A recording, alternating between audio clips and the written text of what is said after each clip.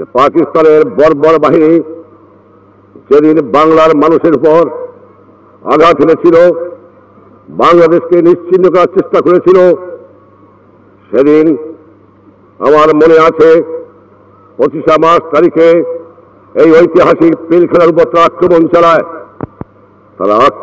রাজারবাগ, তারা আক্রমণ চালায় বিশ্ববিদ্যালয়, তারা আক্রমণ চালায় আমার বাসভবনে। সেদিন আমি যখন পিলখানায় কন্ট্যাক্ট করার চেষ্টা করি, আমি দেখতে পাই যে পিলখানার উপর তারা আঘাত এনেছে, চরম আঘাত। আমি বাধ্য হয়ে এই বাংলাদেশ রাইফেলের চট্টগ্রামের বাহিনীর হেডকোয়ার্টারের সঙ্গে যোগাযোগ স্থাপন করার চেষ্টা করি। সেখানে আমার মেসেজ পাঠিয়ে দিই, তারা সেই মেসেজ বাংলার গ্রামে গ্রামে পৌঁছে দেয়। This may be my last message. From today, Bangladesh is independent. I call upon the people of Bangladesh, wherever you might be, and with whatever you have, to resist the army of occupation to the last. Your fight must go on until the last soldier of the Pakistan occupation army is expelled from the soil of Bangladesh and final victory is achieved. 25 তারিখ রাত্রে যখন সামরিক বাহিনীর লোকেরা আমার উপরে machine gun মারতে শুরু করলো, সেই মুহূর্তে আমি বুঝলাম এই আমার জীবনের শেষ। তাই আমি টেলিফোন করে আমি খবর দিলাম আমার বিডিআর হেডকোয়ার্টারে চট্টগ্রাম, আজ থেকে বাংলাদেশ স্বাধীন। আমার জীবনে তোমাদের সঙ্গে দেখা হতে না পারে, বাংলার ঘরে ঘরে জানিয়ে দাও, যে পর্যন্ত না 7 কোটি মানুষ স্বাধীনতা না পাবে, সংগ্রাম চালিয়ে যাও, যুদ্ধ করো। মনে আছে স্পিকার সাহেব, 25 মার্চ তারিখে যে আক্রমণটা চালায়, সে আক্রমণ চলে সেনাবাহিনীর বাঙালি সৈন্যদের উপরে, বাঙালি বিডিআরের উপরে, বাঙালি পুলিশদের উপরে, বাঙালি রক্ষী বাহিনীর উপরে, আর বিশেষ করে আওয়ামী লীগ কর্মী এবং নেতৃবৃন্দের উপরে। আর যারা এই দেশের দুটি মানুষ, তাদের বস্তু প্রায় দেওয়া হয়, রাস্তায় ঢাকার শহর থেকে আরম্ভ করে সেদিন চলে যায়, সেদিন সেই অত্যাচার শুরু হয় এবং মেশিন গান চলে। 25 তারিখে রাত্রে যখন আমি বুঝতে পারলাম আর সময় নাই, বোধহয় আমার সোনার দেশকে আমাকে কেউ জন্য ছেড়ে হচ্ছে, আমি বুঝলাম যে এই বোধহয় আমার শেষ। তখন আমি চেষ্টা করলাম যে কি করে এই খবর আমি বাংলার মানুষকে পৌঁছে দিই, তাই আমি পৌঁছে দিয়েছিলাম।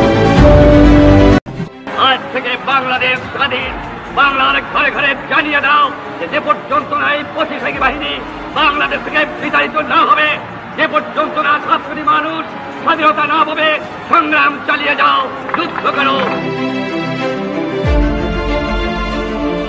আমার ভাই ও বোনেরা,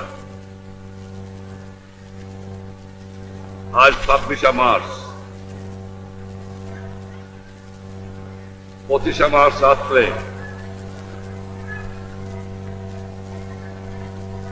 পাকিস্তানের হানাদার বাহিনী বাংলার মানুষকে আক্রমণ করেছিল।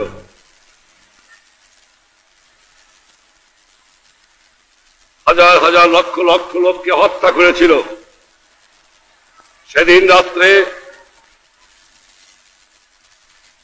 বিডিআরের ক্যাম্প, পুলিশ ক্যাম্প, আমার বাড়ি, বিশ্ববিদ্যালয়, চারিদিকে আক্রমণ চালায়। নিরস্ত্র মানুষের উপর ঝাঁপিয়ে পড়ে পাশবিক শক্তি। বাংলার মানুষকে আমি ডাক দিয়েছিলাম, 7ই মার্চ আমি প্রস্তুত করে দিয়েছিলাম। যখন দেখলাম আক্রমণ শুরু হয়ে গেছে, সেই মুহূর্তে আবার আমি ডাক দিলাম, আর নয়, মোকাবেলা করো। যে বাঙালি যেখানে আছে, যার জাতীয়তে মোকাবেলা করো। সত্যি বাংলার মাটিকে উৎখাত করতে হবে, বাংলাদেশের মানুষকে স্বাধীন করতে হবে। বাঙালিকে ৭৭ কোটি মানুষকে দাবায় রাখতে পারবে না।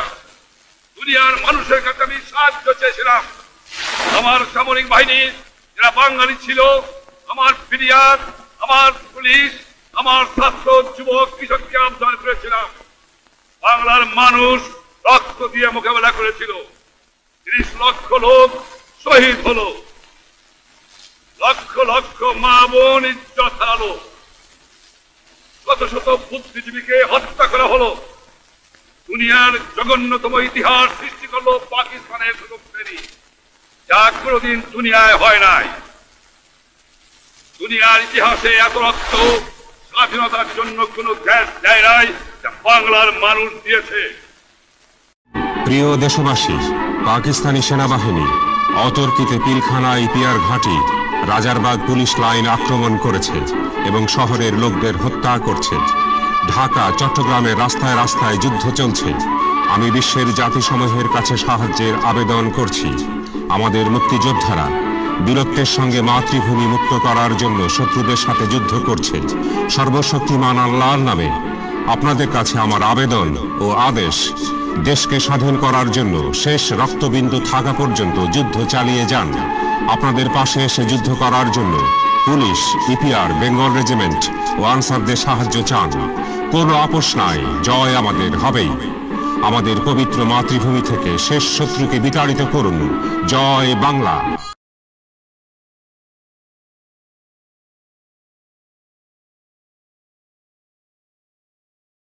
Of poverty and resentment in East Pakistan erupted today in a kind of civil war. Sheikh Mujibur Rahman, the leader of East Pakistan, declared the region an independent republic, which he said will be called Bangladesh, the land of the Bengalis. Pakistan is a nation united only by religion. West Pakistan has the money and the government and the resources. East Pakistan, 1,000 miles away across India, has the poverty and the misery. It seems to get in the world news only when it sets a record for disaster, as it did last fall with the tidal wave that killed 200,000 people. Now West Pakistan, which also has most of the army, is trying to crush the revolt. There are reports of many casualties in Dhaka and other East Pakistan cities. Americans reaching the U.S. consulate in Dhaka say that the army is using full force, including tanks, throughout the country. The revolt came after a final breakdown of talks for which Pakistan President Yahya Khan went to East Pakistan. The background of today's Declaration of Independence now, from Ted Koppel in Dhaka. As far as the people of East Pakistan are concerned, the central issue has never been in doubt. They have been treated, they feel, as though their country were a colony of West Pakistan. In last December's general election, East Pakistan's Awami League won an absolute majority in the National Assembly. The Assembly was due to convene on March 3rd. It would draft a new constitution. Given a majority voice in the new Assembly, things would be different for East Pakistan. But the Assembly never met. Under pressure from West Pakistan's political leader, Ali Bhutto, President Yahya Khan postponed the Assembly for 3 weeks. Under the leadership of Sheikh Mujibur Rahman, the Bengalis took to the streets. The situation became so critical that President Yahya himself flew here to Dhaka to meet personally with the Sheikh. The meetings were so private that no member of the press has yet seen or photographed the two men together. Finally, the third protagonist was summoned from Karachi. Ali Bhutto arrived in Dhaka surrounded by machine gun-toting bodyguards. The hotel where he stayed became an armed camp, cordoned off by the army. The precautions were necessary.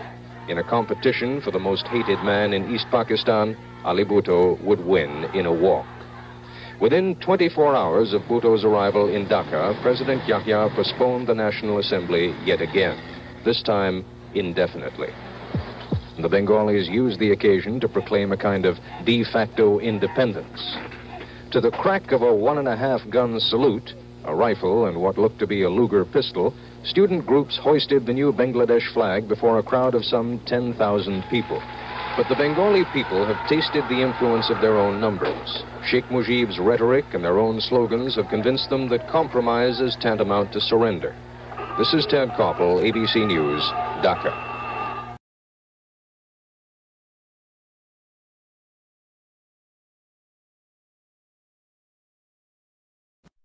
To the Pakistani crisis would be to let rebellious East Pakistan and its leader, Sheikh Mujib, secede and become an independent nation. East Pakistan has been subjected to regional injustice beyond endurance. It has more people, 75 million to West Pakistan's less than 60 million. In the only free elections ever held last December, Mujib's East Pakistani party won an easy majority, but it has no say in the government. East Pakistan pays more taxes than West Pakistan, yet it gets in return only 30% of the whole nation's budget expenditures. Moreover, it gets only 30% of the whole nation's foreign aid, West Pakistan taking the lion's share. And it is allowed, East Pakistan is, to provide only 15% of the whole nation's bureaucracy and only 10% of the whole nation's army. West Pakistan again takes the lion's share. Aside from having a just complaint, Mujib has a more rational policy. Above all, he favors and can get resumed relations with neighboring India. That would end a major friction point on the map, and it would enable Pakistan to buy much-needed imports like coal from India at 1/5 the price she must now pay for them from other nations. Insofar as the U.S. has any influence, it should be bent to trying to stop the violence first, and then second to obtaining autonomy for Mujib and badly mistreated East Pakistan. Harry?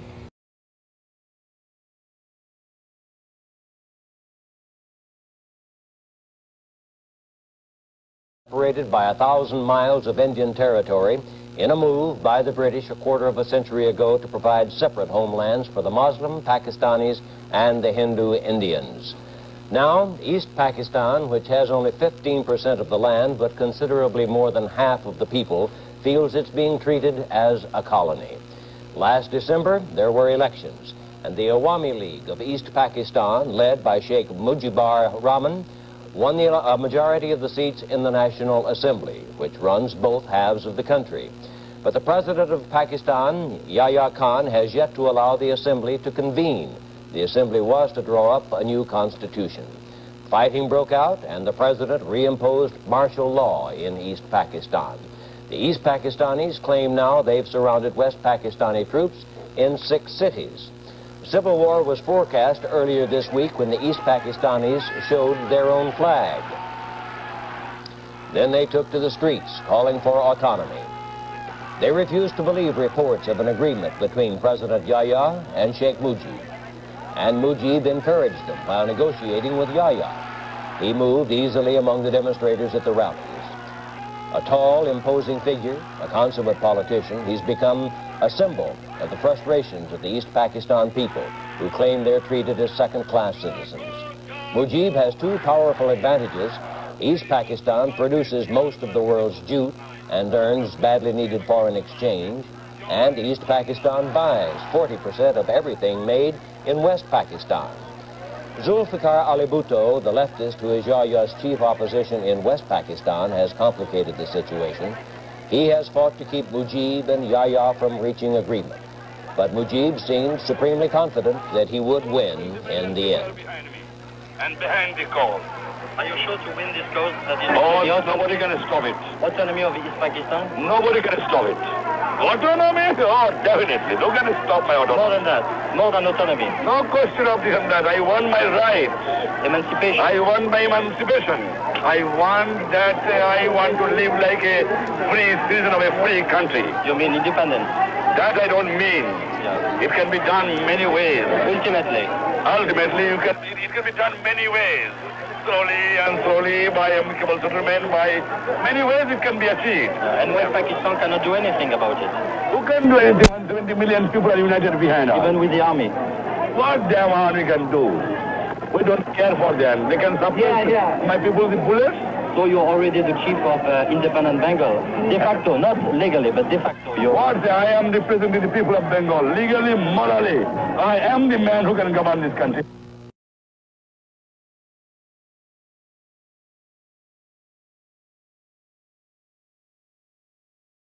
Fighting mobs armed with rifles and even sticks and stones in Dhaka, Chittagong, and other major cities in East Pakistan.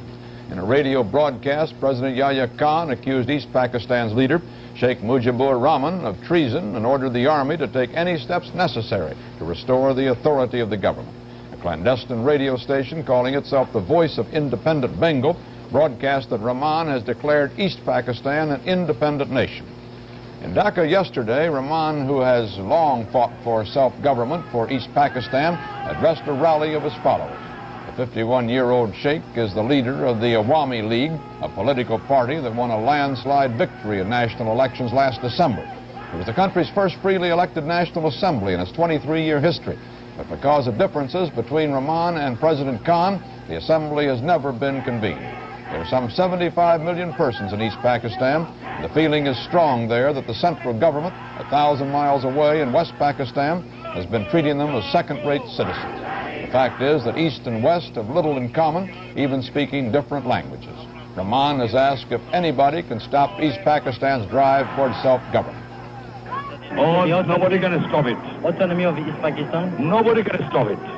Autonomy? Oh, definitely. No can stop my autonomy. More than that. More than autonomy. No question of this and that. I want my rights. Emancipation. I want my emancipation. West Pakistan cannot do anything about it. Who can do anything when 70 million people are united behind us? Even with the army. What damn army can do? We don't care for them. They can suppress my people with bullets. So you're already the chief of independent Bengal. De facto, not legally, but de facto. What? I am representing the people of Bengal. Legally, morally. I am the man who can govern this country. There are some 1,100 Americans in East Pakistan, and so far as is known, none of them has been harmed in the violence. The State Department has not decided whether they should be evacuated.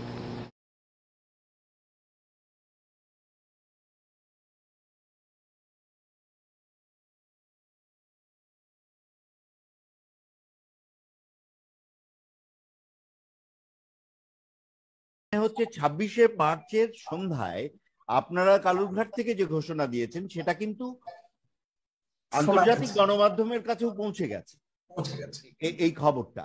সুতরাং এখানে ভাববার তো কোনো অবকাশ নেই। আমরা এবং আরো ঘোষণা করছি যে শেখ মুজিবুর রহমানের নেতৃত্বে একটি সরকার ইতিমধ্যেই গঠিত হয়েছে।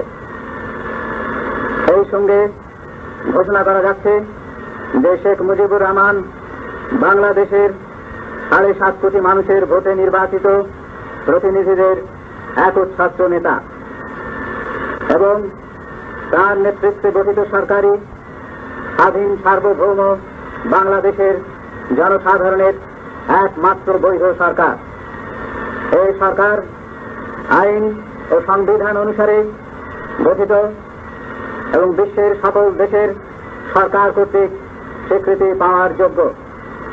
অতএব আমি মহান নেতা শেখ মুজিবুর রহমানের পক্ষ থেকে বৃহৎ শক্তিবর্গ ও প্রতিবেশী রাষ্ট্র সহ পৃথিবীর সকল গণতান্ত্রিক দেশের প্রতি আবেদন জানাচ্ছি, আপনারা বাংলাদেশের এই বৈধ সরকারকে স্বীকৃতি দিন এবং বাংলার জনগণের উপর পাকিস্তানি হানাদার সেনাবাহিনীর পাশবিক হত্যাকাণ্ড অবিলম্বে বন্ধ করার জন্য চাপ সৃষ্টি করুন।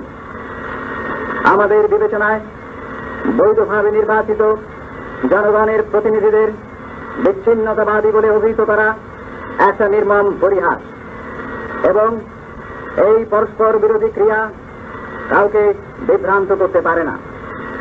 আমাদের নবগঠিত রাষ্ট্রের মৌলিক আদর্শ হচ্ছে অন্যান্য দেশের সঙ্গে নিরপেক্ষতা, শান্তি ও বন্ধুত্বের সম্পর্ক গড়ে তোলা। আল্লাহ আমাদের সহায় হন। অর্থাৎ এটা তো আপনার কণ্ঠ নিশ্চয়ই। কোথায় পাওয়া গেল? 26 তারিখে অনুষ্ঠান। এটুকু বলে রাখি যে এই অনুষ্ঠান চলাকালীন এম এ হান্নান সাহেব, আওয়ামী লীগের যিনি চট্টগ্রামের সাধারণ সম্পাদক, তিনি এসেছিলেন। তিনি এসে এবং বললেন যে আমি বক্তব্য প্রচার করব। তখন বলা হলো যে আপনি তো দুপুরবেলা আপনার নিজের নামে করেছিলেন, এখন কিন্তু নামে করবেন না, কারণ এটা একটা গোপন বেতার, আমরা কারো নাম দিচ্ছি না। তখন উনি রাজি হলেন এবং উনি আমাদের অনুষ্ঠান চলাকালীন সময় এসে উপস্থিত হয়েছিলেন এবং আবার বক্তব্য রেখেছিলেন। রাজনৈতিক ব্যক্তিত্ব এম এ হান্নান বঙ্গবন্ধু স্বাধীনতা ঘোষণা লিপি ও তার উপর ভিত্তি করে বক্তব্য প্রচার করা হয়েছিল। এটা হলো 26শে মার্চ।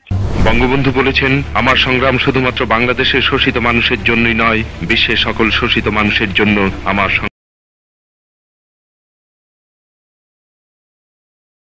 ছাপা হয়ে বের হয়ে এসছে। এই ক্লিপটা আমরা চেষ্টা করি একটু এই ছবিটা দেখানোর। নিউ ইয়র্ক টাইমসের সেই ছবিটা। ক্লিপটাতে দেখতে পাচ্ছি যে ইয়াহিয়া খান এবং বঙ্গবন্ধুর দুটি ছবি শিরোনামের সাথেই তুলে দেয়া হয়েছে এবং তুলে দিয়ে সেখানে বলা হয়েছে যে রিজিওনাল ইন্ডিপেন্ডেন্স ঘোষণা করেছে শেখ মুজিবুর রহমান এবং যে কারণে শেখ মুজিবুর রহমানকে গ্রেপ্তার করা হয়েছে উল্লেখ করে বলা হয়েছে সেই রিপোর্টটিতে। বিভিন্ন বক্তব্য আছে, সেদিন রাতে 25শে মার্চ রাতে কি কি ঘটেছে সমস্ত কিছু বলা হয়েছে সিআইএ এর সেই রিপোর্টে। ওখানে কিন্তু তারিখ, দিন, সময় সবকিছু লিখিত আছে। ইস্টার্ন স্ট্যান্ডার্ড টাইম মানে আমাদের বাংলাদেশের স্ট্যান্ডার্ড টাইম তখন দুপুর 2:30 26শে মার্চে এই তথ্যটি পাঠানো হচ্ছে সিআইএ এর গোপন দলিলে ওয়াশিংটনে যে শেখ মুজিবুর রহমান স্বাধীনতার ঘোষণা করেছে। সুতরাং আমার তো মনে হয় না এতবিধ বিষয়াদি থাকার পরেও আমরা কেন বেনজলে ঘোরপাক খাচ্ছি বা আমরা এই জাতিকে একটি বিভ্রান্তির মধ্যে আমরা রেখে দিচ্ছি, এটা আমার কাছে পরিষ্কার হচ্ছে না। কারণ ইতিহাস বিকৃতির যে চেষ্টা সেটি কি সফল হয় কখনো? সফল হয় না এই কারণে যে আমরা তো দেখছি এতগুলো প্রমাণ এবং এমনকি মানে যাদের কথা সর্বজন রাজ্য বলে ধরা হয়ে থাকে সেই আমেরিকান মিডিয়া, আমেরিকান সিআইএ, তাদের নথিতে যদি এগুলো পাওয়া যায়, তাদের রিপোর্টে যদি এগুলো পাওয়া যায়, এটা যদি শুধু ভারত বলতো তাহলে এক শ্রেণীর লোক বলতে পারতো যে হ্যাঁ এটা তো ভারত তো বলবেই, এগুলো তারাই তৈরি করেছে, কিন্তু তা তো নয়। এবার অপরাধে বঙ্গবন্ধুকে বাসভবন থেকে গ্রেপ্তার করে ঢাকা সেনানিবাসে নিয়ে যায়। 26শে মার্চ গভীর রাতে তাকে বন্দী অবস্থায় পাকিস্তান নিয়ে যাওয়া হয়। 26শে মার্চ জেনারেল ইয়াহিয়া এক ভাষণে আওয়ামী লীগকে নিষিদ্ধ ঘোষণা করে বঙ্গবন্ধুকে देशद्रोही বলে আখ্যায়িত করে। उसकी हमेशा ये कोशिश रही है कि पाकिस्तान को कमजोर करके उसे तबाह कर दे। हमने बहुत बर्दाश्त किया, लेकिन अब वो गाड़ी आ पहुंची है।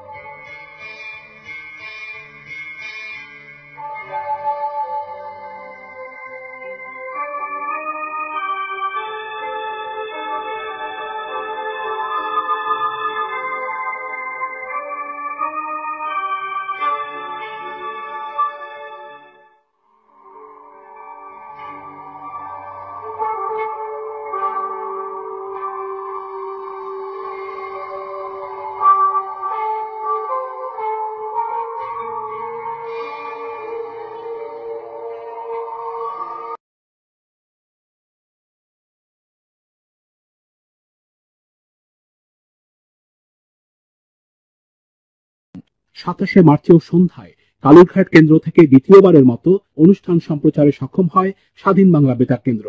সেই অনুষ্ঠানেই স্বাধীনতার ঘোষণা পাঠ করেছেন জিয়াউর রহমান। সে সময় তিনি সেনাবাহিনীর মেজর পদমর্যাদায় কর্মরত ছিলেন। স্বাধীন বাংলা বেতার কেন্দ্রের সংগঠক বেলাল মাহমুদ জানিয়েছেন, জিয়াউর রহমান ওই ঘোষণা পাঠ করেছিলেন শেখ মুজিবুর রহমানের নামে। স্বাধীন বাংলা বেতার কেন্দ্রের নিরাপত্তার ব্যবস্থা করার জন্য আমি এদিক ওদিক খোঁজ করতে পেয়ে এক বন্ধু আমাকে বললেন একজন মেজর আছেন পটিয়াতে, তিনি বাবর এবং সোয়াতের অস্ত্র নওয়ার অ্যাসাইনমেন্ট নিয়ে 150 সৈন্য নিয়ে হেডকোয়ার্টারের বাইরে ছিলেন এবং উনি পটিয়ায় আছেন। তারপর 27শে মার্চ দিনে আমি পটিয়ায় চলে গেছি। পটিয়া থেকে কালুরঘাটে আমরা যখন পৌঁছলাম তখন প্রায় সন্ধ্যা হয় সময় এবং এসে প্রোগ্রাম শুরু করা হলো। আমি হঠাৎ করে কি মনে করে আমি জানি না, আচ্ছা মেজর সাহেব, এখানে তো আমরা সব মাইনর, আপনি একমাত্র মেজর, আপনি কি নিজের কণ্ঠে কিছু বলবেন? উনি নড়ে চড়ে উঠলেন। সত্যি তো কি বলা যায় বলুন তো? কাগজ বের করা হলো, উনি কলম নিলেন, প্রত্যেকটি শব্দ তিনি উচ্চারণ করেছেন, আমিও উচ্চারণ করেছি, তারপরে লেখা হয়েছে। এইভাবে একটা ড্রাফট তৈরি হলো। ড্রাফটটা হচ্ছে, প্রথম সেন্টেন্সটা ছিল, I Major Zia on behalf of our great national leader Bangabandhu Sheikh Mujibur Rahman do hereby declare independence of Bangladesh. Ziaur Rahman সাহেব নিজের কণ্ঠে বললেন। এই হলো 27 তারিখ দিবাগত রাত 7:30 পর। এক সময় জিয়াউর রহমানকে নিয়ে আমি একটা রুমে বসেছি, আমার এক সহকর্মী আবুল কালাম সাথে আমার কিছু কাগজপত্র দেখাচ্ছে। কি মনে করে আমি ওনাকে বললাম, আচ্ছা মেজর সাহেব, এখানে তো আমরা সবাই মাইনর, আপনি একমাত্র মেজর, আপনি কি নিজের কণ্ঠে কিছু বলবেন? উনি বললেন, হ্যাঁ সত্যি তো, কি বলা যায়। একটা কাগজে গিয়ে দেওয়া হলো, তারপর প্রতিটি শব্দ তিনি উচ্চারণ করেছেন, আমি উচ্চারণ করেছি, এইভাবে লেখা শুরু হলো, I Major Zia on behalf of our great national leader Bangabandhu Sheikh Mujibur Rahman do hereby declare independence of Bangladesh.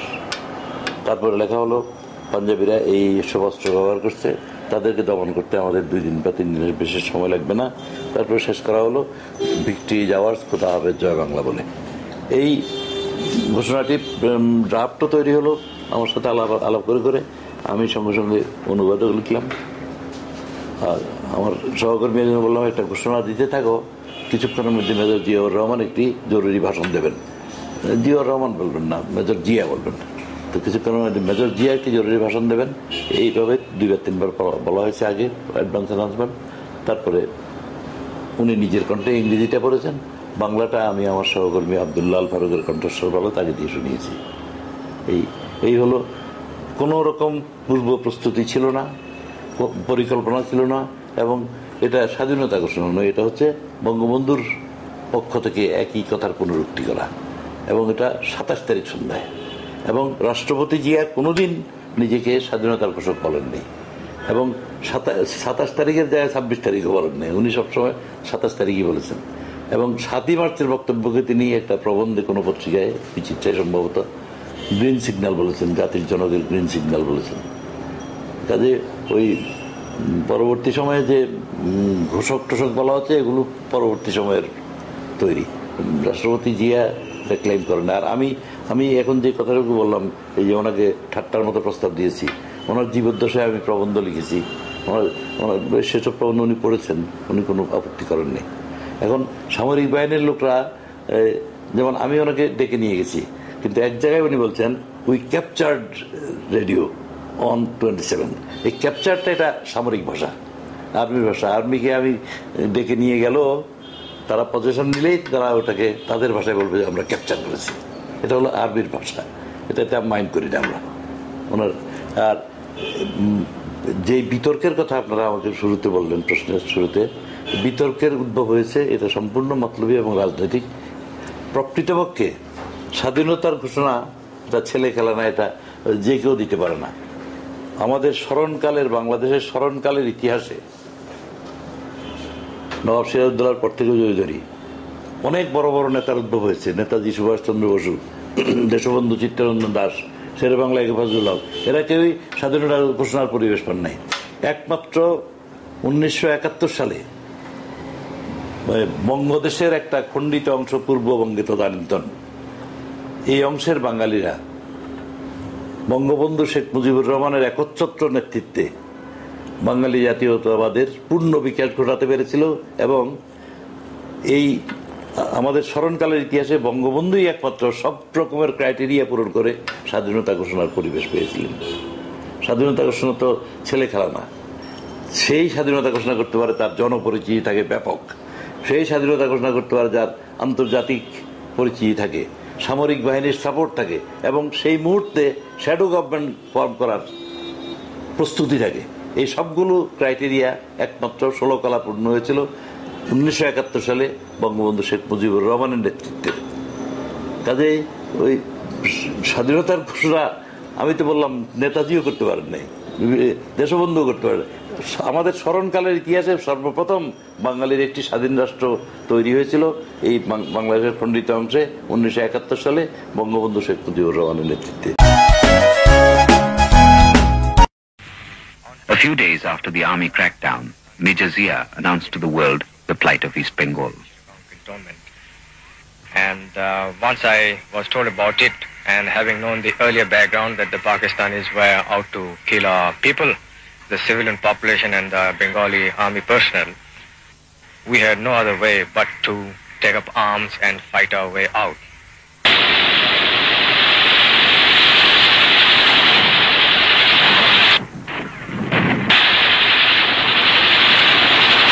We captured the radio station at Chittagong on 27th, and I had to go up in the air because I found the Pakistanis were concentrating very heavily in Chittagong, and they had started bringing in the 16th Division. As a last resort, I wanted to tell the world what was happening, and I went up the air in the evening and I made the declaration. Having heard me over the radio, the other regiments of East Bengal Regiment and the East Pakistan Rifle and the police force also, they revolted. Sovereign state of Bangladesh, on behalf of our great national leader, the Supreme Commander of Bangladesh, Sheikh Mujibur Rahman, do hereby proclaim the independence of Bangladesh.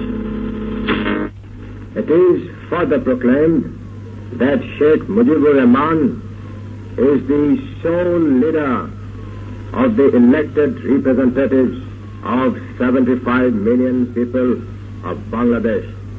I therefore appeal on behalf of our great leader, Sheikh Mujibur Rahman, to the government of all the democratic countries of the world, especially the big world powers and the neighboring countries, and to take effective steps to stop immediately the awful genocide that is being carried on by the army of occupation from Pakistan.